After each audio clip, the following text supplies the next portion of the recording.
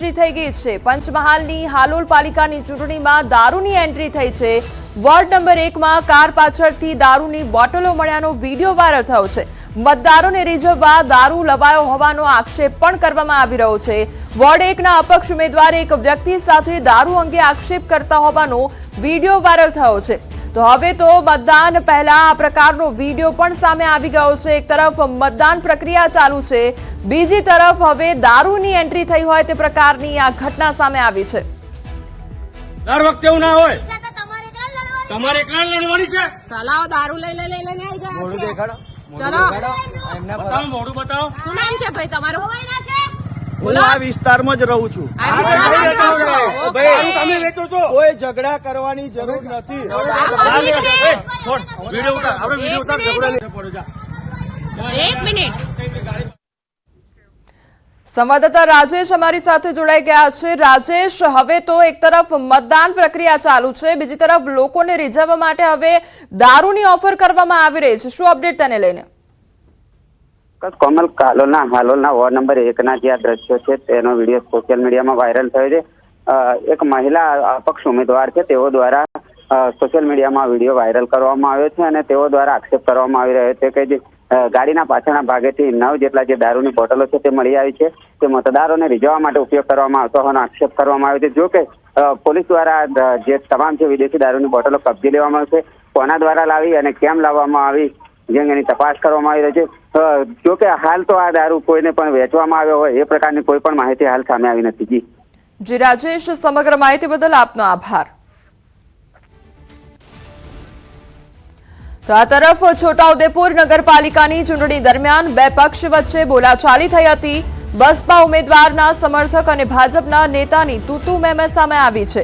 બસપાના મહિલા સમર્થકે અભદ્ર ભાષાનો ઉપયોગ કર્યો, જે બાદ બંને વચ્ચે બોલાચાલી વધુ ઉગ્ર બની ગઈ હતી, જેમાં આક્ષેપ પ્રતિ આક્ષેપ પણ કરવામાં આવ્યા હતા। સંવાદદાતા સહેજાબ અમારી સાથે જોડાઈ ગયા છે। સહેજાબ, બસપા ઉમેદવાર અને ભાજપના નેતા વચ્ચે બોલાચાલી થઈ હતી, આખરે કયા મામલે બોલાચાલી ઉગ્ર બની હતી? જી કોમલ, ખાસ કરીને જ્યારે છોટાઉદેપુરની જે મતદાનની પ્રક્રિયા ચાલી હતી તે સમયે જે બૂથ ઉપર જે એજન્ટ છે તેના સિવાય અન્ય કોઈ પણ ઉમેદવારે જવું નહીં તે માટેનો પોલીસ બંદોબસ્ત ચુસ્ત મૂકવામાં આવ્યો હતો। પરંતુ ક્યાંક ને ક્યાંક જે બસપા અને ભારતીય જનતા પાર્ટીના કેટલાક એવા કાર્યકર્તાઓ છે કે તેઓ અંદર જતા હતા, ત્યારે એ બેની વચ્ચે બોલાચાલી થઈ હતી। કારણ કે પોલીસ જવાન છે તેઓ ત્યાંથી તેઓને બહાર કાઢતા હતા, ત્યારે એકબીજાની ઉપર આક્ષેપ કરી રહ્યા હતા કે પેલા અંદર છે કે ભાજપ કે બસપા અંદર છે, પરંતુ આ બાબતે બોલાચાલી બે વચ્ચે થઈ હતી। ત્યારે જે મહિલા સમર્થક હતા જે આ બસપાના, તેઓ જે ભાજપના જે કાર્યકર્તાઓ તેઓની સામે બોલી આવ્યા હતા। હાલ તો આ જે મામલો જે થાળ પડ્યો છે અને જે કલેક્ટર છે તેઓ પણ ત્યાં પહોંચી ગયા હતા। પોલીસ જે જવાન છે, ડીવાયએસપી સહિતનો જે કાફલો છે તે પણ ત્યાં પહોંચી ગયો છે। હાલ મતદાનની પ્રક્રિયા શરૂ થઈ ચૂકી છે અને જે મામલો હતો તે હાલ ઠારે પડ્યો છે। જી સહેજાબ, સમગ્ર માહિતી બદલ આપનો આભાર।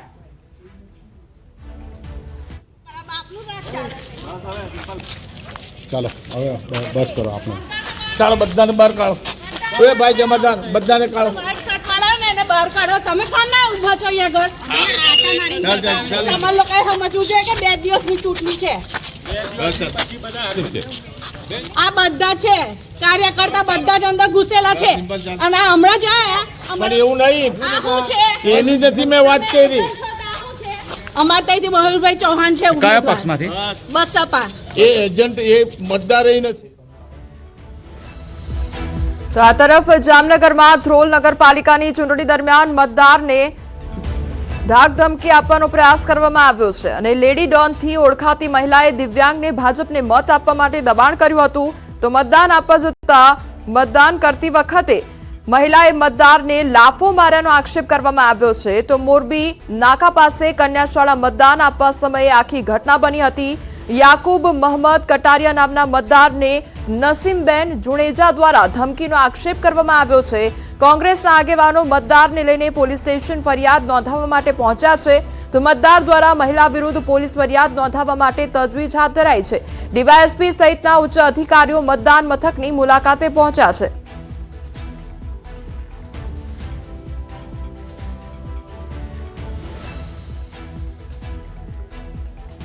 હું સવારે મતદાન કરવા જતો હતો, બરોબર, ચંદમાના વોર્ડમાં કન્યા શાળામાં ને આવીને મારો આટલો પકડ્યો નરસિંહબેન નામની બાઈ કે ભાજપને મત દેજે ને કે તારા ટાટિયા ભાંગીને કે લંગડા દે એવી રીતે ધમકી હતી કે હું લેડી ડોન જો મોચી બજાર વાણિયા ચોક ને પેચિયન પાર્ક ની લેડી ડોન જો તારા ટાટિયા ભાંગી નાખી.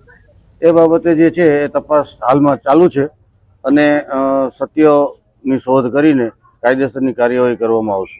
બીજો કોઈ એવો બનાવ કરવાતા ના, બીજો કોઈ એવો કોઈ બનાવ બનેલ નથી કે જેના અનુસંધાને કોઈ અઘટિત બનાવ બનેલો હોય કે એવો કોઈ બનાવ બનેલ નથી.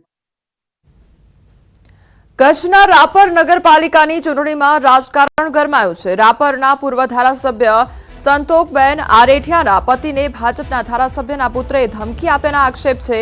બચુ આરેઠિયા ભાજપના ધારાસભ્યના પુત્ર દ્વારા ધમકી આપવામાં આવી તેવા પૂર્વ ધારાસભ્યના પતિનું નિવેદન છે. વોર્ડ નંબર 4માં કોંગ્રેસ ઉમેદવાર એજન્ટ પાસે ગયા ત્યારે બહાર નીકળવા ધમકી આપી હોવાનો આરોપ કર્યો છે. બચુ આરેઠિયા ચૂંટણી પંચમાં ફરિયાદ કરવા માટે પહોંચ્યા હતા. સમગ્ર મામલે ભાજપ નેતા કુલદીપસિંહ જાડેજાએ કહ્યું કે ભાજપ જંગી બહુમતીથી જીત મેળવશે.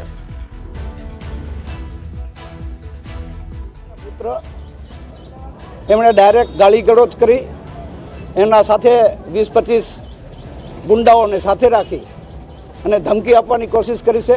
પણ આવી અમે ધમકીથી કોઈ ડરતા નથી. એવી ધમકીઓ તો અમે કંઈ જોઈ લીધી છે. એવી કોઈ ધમકી બહારવાની કોશિશ ન કરે મહેરબાની કરીને.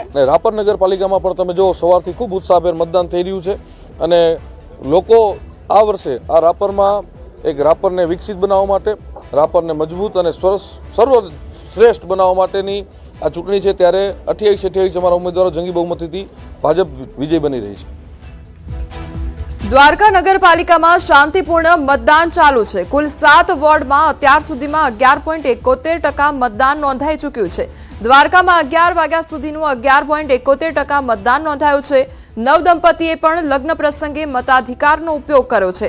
પોતાની ફરજ નિભાવવા વરરાજા મતદાન કરવા પહોંચ્યા હતા. તો દ્વારકામાં કુલ 23,357 મતદારોમાંથી 2,734 મતદારોએ મતદાન કર્યું છે.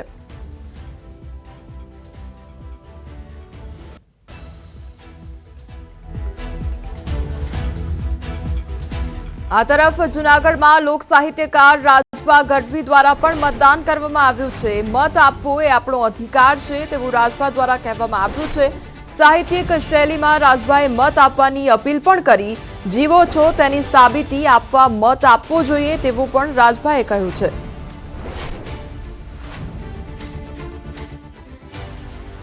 રાજભા ગઢવી પોતાના મતાધિકારનો ઉપયોગ કરવા માટે મતદાન કરવા પહોંચ્યા છે. રાજભા શું કહેશો?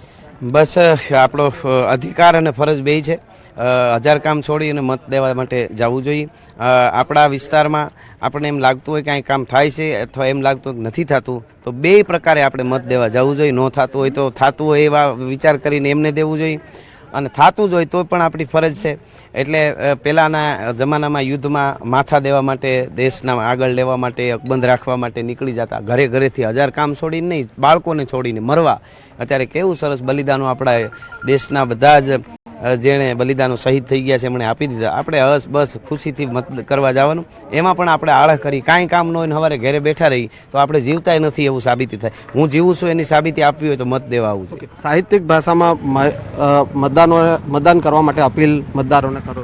બસ સાહિત્યિક ભાષામાં તો એવું છે કે હાલો માનવીઓ હિલોળે ચડી અને મતદાન કરવા જાઓ અને દુનિયાના સગળા કામ છોડી અને મતદાન દેવા આવો. બિલકુલ, તો હતા રાજભા ગઢવી અને તેઓ પોતાના મતાધિકારનો ઉપયોગ કરવા માટે પહોંચ્યા છે અને વધુને વધુ તેઓ મતદાન થાય તે માટે મતદારોને પણ અપીલ કર્યા છે અને પોતાની સાહિત્યિક શૈલીમાં જે છે તેઓએ આ મતદારોને અપીલ કરી છે. કેમેરામેન હરીશ શર્મા સાથે સંજય ટાંક, ન્યૂઝ 18 ગુજરાતી, જૂનાગઢ.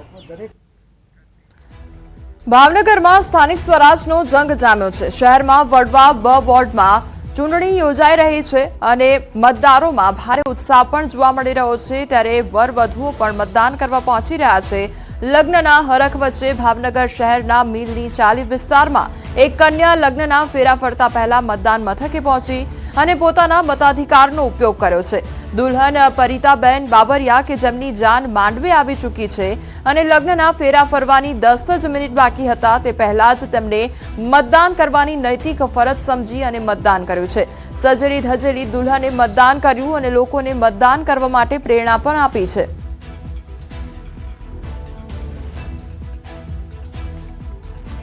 આજે મારો 10 મિનિટ પછી મારા લગ્ન છે છતાં બી હું મતદાન કરવા આવી. મતદાન કરવો એ બધાનો અધિકાર છે.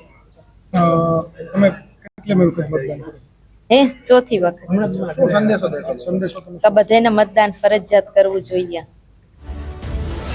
મહેસાણાના ખેરાલુના ધારાસભ્ય સરદાર ચૌધરીએ પત્ની સાથે મતદાન કર્યું છે. વતન ફતેપુરામાં મતદાન કર્યું છે અને જિલ્લા પંચાયતની બેઠક મલેકપુરમાં મતદાન કરવામાં આવ્યું છે. વહેલી સવારથી સૌ કોઈ પોતાના મતાધિકારનો ઉપયોગ કરી રહ્યા છે ત્યારે ખેરાલુના ધારાસભ્ય દ્વારા પણ મતદાન કરવામાં આવ્યું. તેઓ પોતાના પત્ની સાથે પહોંચ્યા અને મતાધિકારનો ઉપયોગ કરવામાં આવ્યો.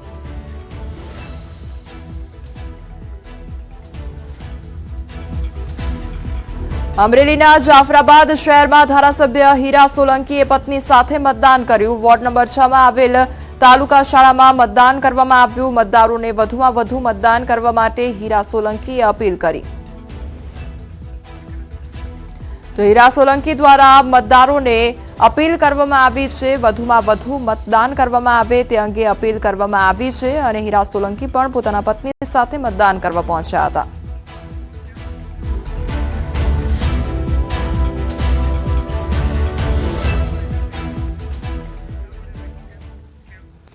મતદાન અંગે વધુ અપડેટ લઈશું તે પહેલા અન્ય સમાચારો પર પણ નજર કરી લઈએ. અમેરિકામાં ગેરકાયદેસર વસવાટ કરતા ભારતીયને ડિપોર્ટ કરવામાં આવ્યા છે. 116 ભારતીય નાગરિકોને લઈ અમેરિકન એરફોર્સના વિમાન મારફતે પરત મોકલવામાં આવ્યા છે. અમેરિકાથી બીજી ફ્લાઇટ અમદાવાદ એરપોર્ટ પહોંચી તો 8 ગુજરાતીઓ અમદાવાદ એરપોર્ટ પહોંચ્યા છે. એરપોર્ટ પરથી તમામ ગુજરાતીઓને તેમના નિવાસસ્થાને પોલીસ બંદોબસ્ત સાથે મોકલવામાં આવશે. મહેસાણા, ગાંધીનગર, અમદાવાદ પોલીસ સમજ આઈબીએ પૂછપરછ શરૂ કરી છે. DCP, ACP, PI, crime branch, SOG તેમજ આઈબીની ટીમે તપાસ શરૂ કરી છે. અગાઉ 104 ભારતીયોને અમેરિકા દ્વારા ડિપોર્ટ કરવામાં આવ્યા હતા અને હવે અન્ય બીજા ભારતીય જેમને આજે ડિપોર્ટ કરવામાં આવ્યા છે. 116 જેટલા ભારતીયોને ડિપોર્ટ કરાયા છે. અમેરિકાથી ડિપોર્ટ કરેલા 8 ગુજરાતીઓ વતન પરત ફરી રહ્યા છે. દ્રશ્યો તમારી સાફ રીતે જોવા મળી રહ્યા છે કે પોલીસ દ્વારા કોર્ડન કરી દેવામાં આવ્યા છે અને તમામને પોતાના વતન તરફ લઈ જવામાં આવી રહ્યા છે. મહત્વનું સાથે સાથે કે 8 ગુજરાતીઓ જે છે તે છે મહેસાણા, ગાંધીનગર, અમદાવાદના તમામ લોકો જે છે તેમને સમાવેશ કરવામાં આવ્યો છે. આઈબી દ્વારા તેમની પૂછપરછ કરવામાં આવી હતી અને તદુપરાંત તમામને લઈ જવામાં આવે છે. કુલ 8 લોકો જે છે તે જોવા મળી રહ્યા છે. તેમાં લુહાર ધવલભાઈ, લુહાર રુદ્ર, મિહિર ઠાકોર, પટેલ ધીરજકુમાર, કનુભાઈ, ચૌધરી કનીશ, ગોસ્વામી આરોહી, ગોસ્વામી દીપકપુરી, ગોસ્વામી પૂજાબેન સહિતનો સમાવેશ જે છે તે કરવામાં આવી રહ્યો છે અને તેઓને અત્યારે હાલ તમે જોઈ રહ્યા છો કે આ પોલીસ વાહન જે છે તેમાં બેસાડવામાં આવ્યા છે અને તમને તમામ જગ્યાએ લઈ જવા માટે આવી રહ્યા છે. અત્યારે હાલ તમામ લોકો તમે જોઈ રહ્યા છો કે તેમને જે અત્યારે હાલ બેસાડવામાં આવ્યા છે અને પોતાના વતન લઈ જવામાં આવી રહી છે. અત્યારે હાલ આ તમામ લોકોને આ બસમાં જે છે તે બેસાડવામાં આવ્યા છે. મહત્વની વાત એ છે કે ગઈકાલ રાત્રે 10 લોકો જે 104 લોકો જે છે તે આવ્યા હતા અને તેમાંથી 8 લોકો ગુજરાતીઓનો સમાવેશ જે છે તે કરવામાં આવ્યો હતો અને તમામને અહીંયા લાવવામાં આવ્યા છે અને તેમને હવે પોતાના વતન તરફ લઈ જવા માટે આવી રહ્યા છે. મહત્વનું સાથે સાથે એ છે કે અત્યાર સુધીમાં 104 અગાઉ આવ્યા હતા, અત્યારે 110 ફરી એકવાર આવ્યા છે ને અત્યારે હાલ તમે જોઈ રહ્યા છો કે તમામ આ જે ડિપોર્ટ કરેલા જે લોકો જે છે તે અત્યારે હાલ તમામને પોતાના ઘરે લઈ જવામાં આવી રહ્યા છે. કેમેરા પર્સન શ્રેણિક મહેતા સાથે ગૌતમ શ્રીમાળી, ન્યૂઝ 18 ગુજરાતી, અમદાવાદ.